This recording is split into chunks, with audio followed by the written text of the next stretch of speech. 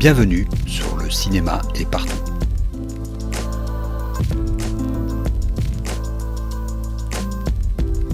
Un podcast sur l'industrie du cinéma et ses évolutions.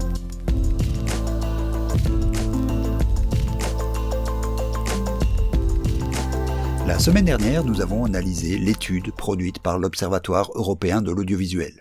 Une mine d'informations et de perspectives sur ce qui fait le box-office aujourd'hui. Je vais me focaliser cette semaine sur l'une de ces données. La domination presque sans partage du cinéma américain sur le box-office européen. Ce que nous avons vu la semaine dernière, c'est que cette domination est certes indiscutable, avec 63% du box-office européen drainé par les seuls films américains. Mais cette domination révèle toujours un peu plus son talon d'Achille. Une concentration toujours plus grande des recettes sur les blockbusters.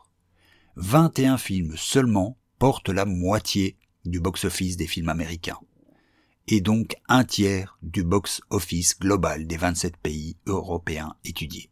Ce que nous avons vu aussi, avec toutes les précautions à prendre sur les chiffres nationaux qui ont servi de base à l'étude, c'est que tous les pays européens ne sont pas logés à la même enseigne. Certains pays, comme la France, les Pays-Bas, mais aussi notre petite Belgique, semblent nettement moins dépendants des films à grosse audience. Mais revenons-en au cinéma américain en Europe. Et pour une fois, projetons-nous non pas vers l'avenir, mais dans le passé. Il y a quelques semaines, les Mutins de Pangée, une coopérative de production française, très militante, a édité une collection de podcasts dans lesquels ils interviewaient l'historienne communiste Annie Lacroix-Riis. Celle-ci est l'autrice d'une étude fouillée sur le plan Marshall et ses conséquences sur l'économie européenne. Et parmi ces conséquences, le cinéma. Il est bon de le rappeler, jusque dans les années 30, la domination du cinéma américain sur les box-office nationaux n'était absolument pas une réalité. Chaque grand pays avait une industrie nationale robuste, que ce soit en France, bien sûr, mais aussi en Allemagne, en Italie et dans de nombreux autres pays. Après la guerre, le paysage a été totalement bouleversé. La légende veut que l'Europe a été prise de passion pour la culture du libérateur. C'est peut-être en partie vrai, mais Lacroix-Riis démontre qu'il y a aussi eu une part prépondérante de tractation économique et politique, dont le point focal a été le plan Marshall. Si le livre de Lacroix-Riis porte sur toute la domination économique forcée par les États-Unis sur les États européens, elle retrace dans les podcasts des Mutins l'histoire plus spécifique du cinéma français. Dès 1936, en plein Front populaire donc, les premières négociations démarrent sur la question du marché du cinéma. La demande des États-Unis, s'assurer une meilleure part de marché pour leurs films, en imposant des quotas d'exclusivité dans les salles françaises, sur le modèle américain de l'époque. Et déjà là, ils remportent une belle victoire. Le cinéma américain prend de la place, de manière imposée, dans le box-office français.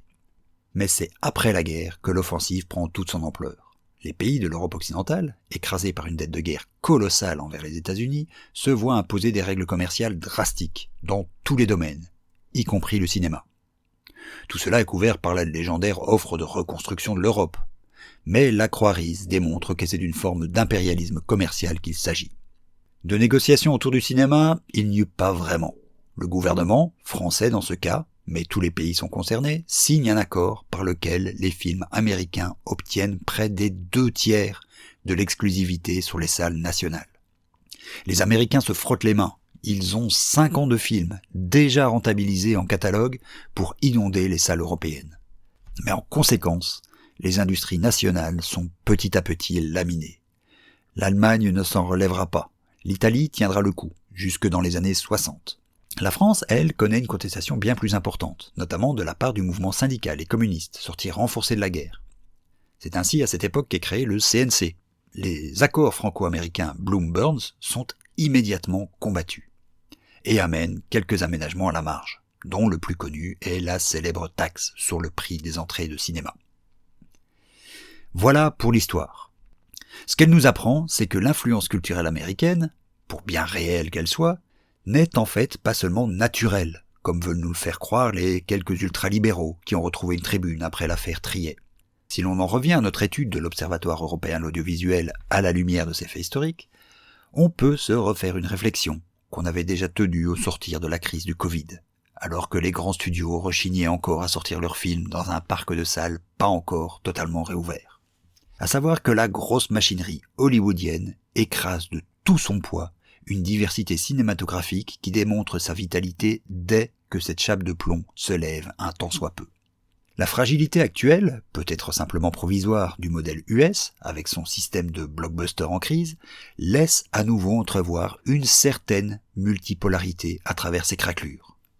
Ainsi, à la fin de l'année dernière, c'est à nouveau un film chinois qui trustait le haut du box-office mondial. Et en 2023, pour la première fois depuis 2016, la machine à blockbuster Disney n'était plus le leader des studios américains en termes de recettes.